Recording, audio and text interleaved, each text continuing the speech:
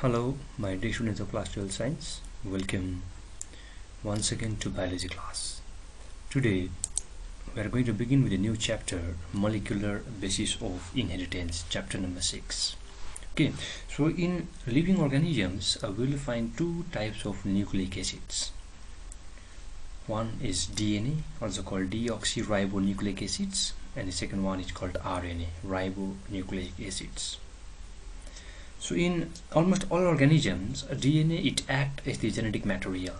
Like in our case also, we have got the DNA as the genetic material. It stores the genetic information. Clear? With exception in few cases like in riboviruses or in retroviruses, RNA is the genetic material. But in almost all the organisms, it's the RNA which plays an important role. Even DNA has to dependent on RNA for the formation of protein.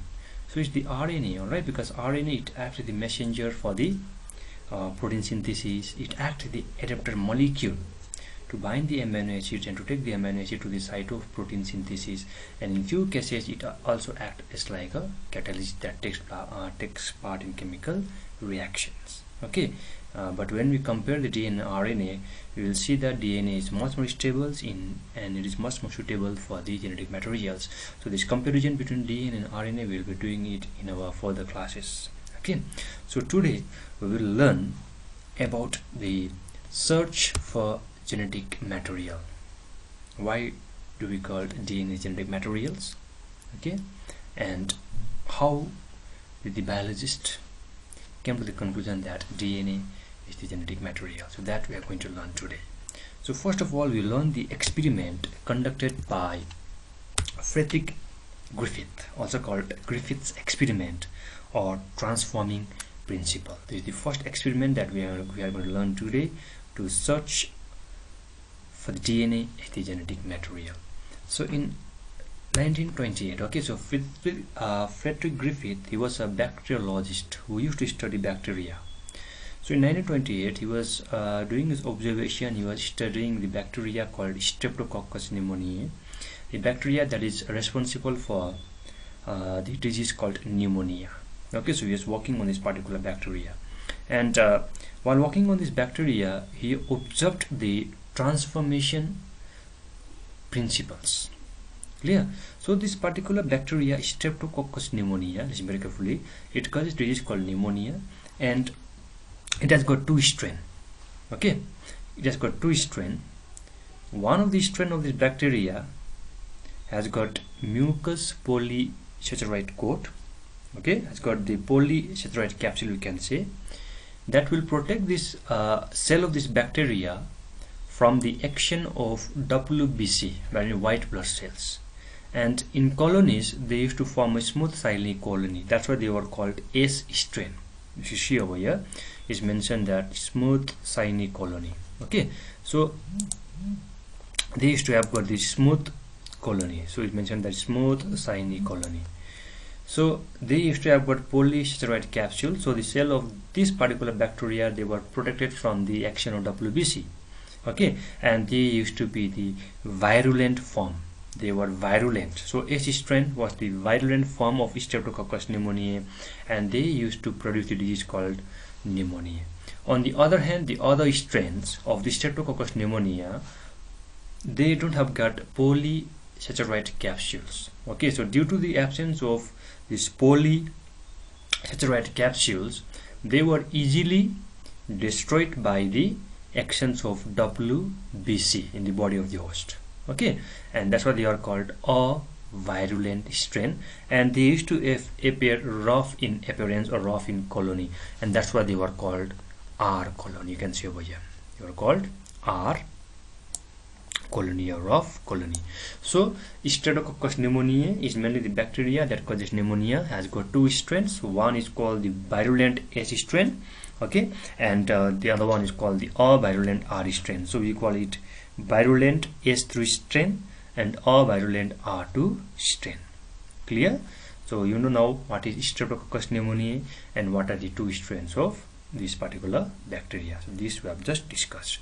Now let's move further. Now Just look at that. RH strains have got mucus polysaccharide coat Okay, it's not quote, not cost, quote, and we can say polysaccharide capsules, and R strain does not have this. Now further down the experiment, let's talk about. So when Griffith injected mice with the S strain, see very carefully, okay, when Griffith injected mice with the S strain virulent form, the mice suffered from pneumonia, okay, and they died. But when Griffith injected a virulent R strain into the body of the mice did not develop the symptoms of disease pneumonia, and they remain healthy. They did not die. So look at the condition over here, okay.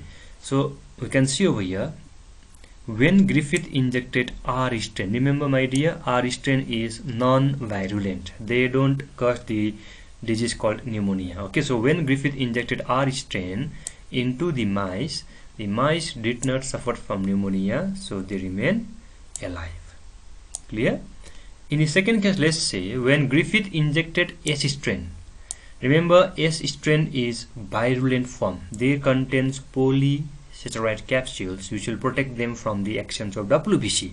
So that's why they are virulent. They will cause the disease pneumonia. So when S strain was injected into the mice showed the symptom of the pneumonia, and they died due to pneumonia. Clear? Now next one. So Griffith, by applying heat, he was able to kill the S strain of bacteria. Okay, so by applying heat, Griffith was able to kill the bacteria. So he applied heat on the S strain of bacteria. Remember, he applied heat on the S strain of bacteria and killed this S strain of bacteria by heating them up to 60 degrees Celsius. Alright, now after killing this S strain of bacteria by applying heat, he injected this strain into the mice. So look over here, when he injected heat killed S strain into the mice did not suffer from pneumonia, and they were alive. They remain healthier. Okay, so 3 cases we have learned so far. First one, when he injected the non-virulent R strain into the body of the mouse remain alive, remain healthier because it did not suffer from pneumonia. Second case, when Griffith injected S strain, which is virulent, into the body of the mice suffered from pneumonia and they died. Third one, Griffith applied heat and killed the S strain bacteria. Okay, now when he injected this heat killed S strain into the body of the mice did not suffer from pneumonia and they remain healthier and alive. Alright, now in the fourth case, what he had done, he injected a mixture of, listen very carefully, he injected a mixture of heat killed S strain and live R strain, because R strain is non-virulent. Even this heat killed is also non-virulent. Okay, so when he injected the mixture of heat killed S strain and live R strain into the body of the mice, what happened to the mice? Because both of them are non-virulent, and when we go back to the previous one, we learned that when he injected heat killed S strain to the mice did not suffer from pneumonia.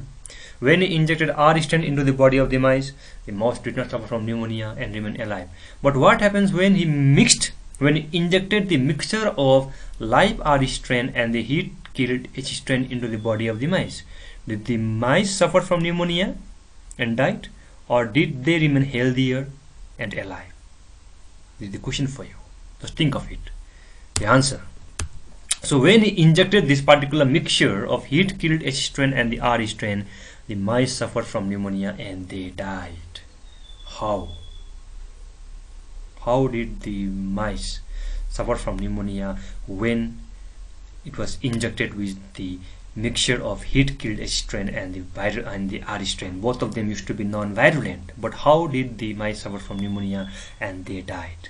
Okay, the answer comes over here. He said that somehow the live R strain has been transformed into the virulent H strain. One more time, he concluded that the R strain bacteria, okay, somehow they have been transformed into the S strain bacteria, virulent form, by the heat killed H strain.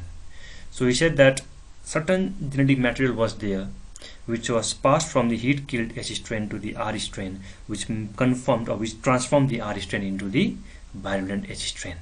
However, the biochemical nature of genetic material was not defined by this experiment. He just said that there is some genetic material that has been transferred from the heat-killed S strain to the R strain, which was responsible for the transformation of non-virulent R strain into virulent S strain. But which genetic material was that? Which was responsible for the transformation? This experiment could not define. So this is one of the transformation principle which was done by Griffith. So let's look at the diagram. So if you look over here, when living smooth bacteria which is virulent was injected into the body of the mice suffered from pneumonia and they usually died. Then living R strain bacteria which was non-virulent, when it was injected into the body of the mice remained healthier. They did not suffer from pneumonia. And by applying heat, Griffith killed the S strain bacteria. Now it is called heat killed S bacteria. When it was injected into the body of the mouse remained healthy. And in next one, he injected the mixture of heat killed S strain bacteria and live R bacteria, and when he injected this mixture into the body of the mice suffered from pneumonia and died. Okay, so here comes the main conclusion part of the experiment, that somehow the R strain was transformed into the virulent H strain, but which genetic material was there, it could not explain, because when Griffith isolated the bacteria from these dead mice, okay, he found, like, he mainly observed the presence of virulent H strain and the heat-killed H strains. Clear? So living S bacteria from dead mice was obtained.